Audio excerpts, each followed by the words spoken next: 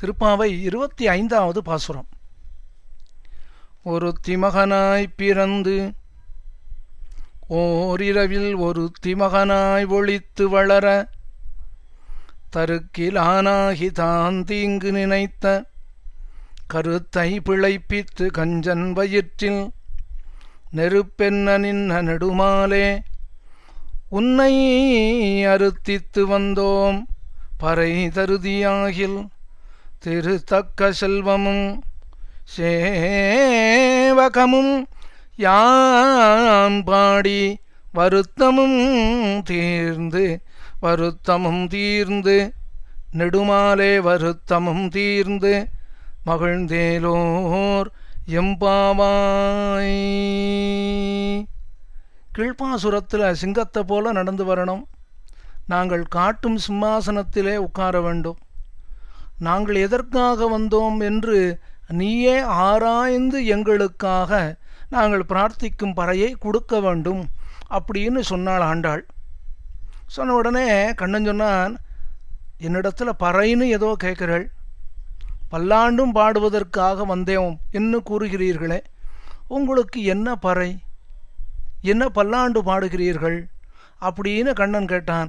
உடனே ஆண்டாள் சொன்னா, எம்பெருமானே, எங்களுக்காக நடந்து வா என்ற உடனேயே நடந்து வந்தாயே, எங்களுக்காக நீ பிறந்தாயே, இதைவிட உயர்ந்தது ஒன்று இருக்க முடியுமா என்று கீழே ஊற்றமுடையாய் பெரியாய் உலகினில் தோற்றமாய் நின்ன சுடரேன்னு சொன்னாள் அல்லவா.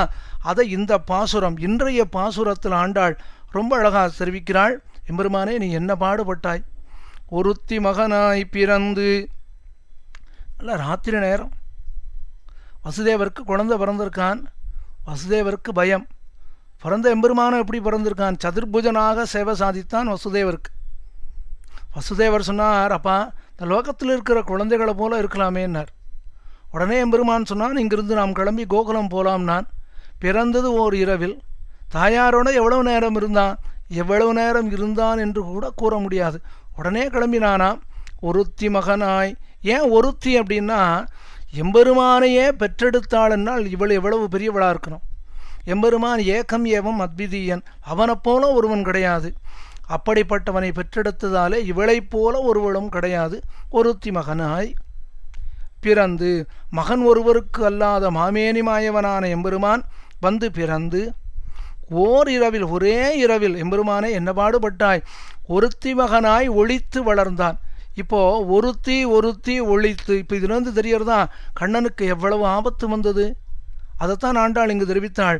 ஒருத்தி மகனாய் ஒளித்து வளர, கோகுலத்திலே ஒரு பெண்ணினிடத்திலே வளர்ந்தாய. ஏன் இங்கே யசோதைன்னு சொல்லலையா? ஆண்டாள் பயந்தாள்.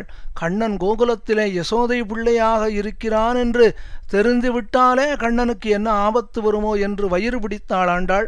ஒருத்தி மகனாய், சரி அப்படித்தான் கோகுலத்தில் வளர்ந்தானே, கோகுலத்தில் ஒன்றும் ஆபத்து இல்லையே, கம்சன் மாளிகையில் தான் ஆபத்துன்னா அங்கேயும் ஒளித்து வளர்ந்தான், யார் கண்களிலும் படாமல் வளர்ந்தானாம்.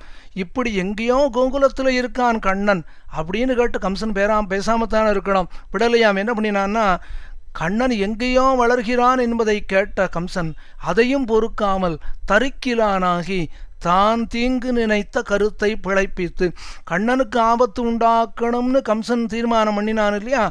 கண்ணனுக்கு தீங்கு நினைக்க வேண்டும் என்று நினைத்த கம்சனையே வதம் பண்ணியவன், கம்சனுக்கே தீங்கை பண்ணிய எம்பெருமான் கருத்தை பிழைப்பித்து கஞ்சன் வயிற்றில் நெருப்பென்ன நின்ன நெடுமாலே. அந்த கம்சனை எப்படி வதம் பண்ணினான் தெரியுமோ கண்ணன்? உன்னை கொல்லும் 8வது பிள்ளை கோகுலத்தில் இருக்கான், இது கம்சனுக்கு தெரிஞ்சு கொடுத்து. தெரிஞ்சதுலேருந்து கம்சனுக்கு பயம். என்ன பயம்னா, ராத்திரி உறக்கம் கிடையாது, எங்கு போனாலும் கண்ணன், எங்கு பார்த்தாலும் கண்ணன். அப்படி கண்ணனையே நினைத்து நினைத்து நடுங்கிக் கொண்டிருந்தான். கருத்தை பிழைப்பித்து கஞ்சன் வயிற்றில் நெருப்பென்ன, கம்சனுடைய வயிற்றில் நெருப்பு போல இருந்தானாம். நெருப்பென்ன நின்ன நெடுமாலே.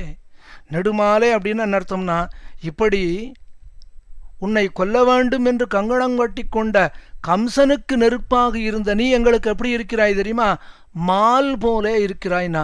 கீழே ஒரு மாட்டில் சூரியன் சந்திரனை போல எங்களை பார்க்க வேண்டும் நாள்.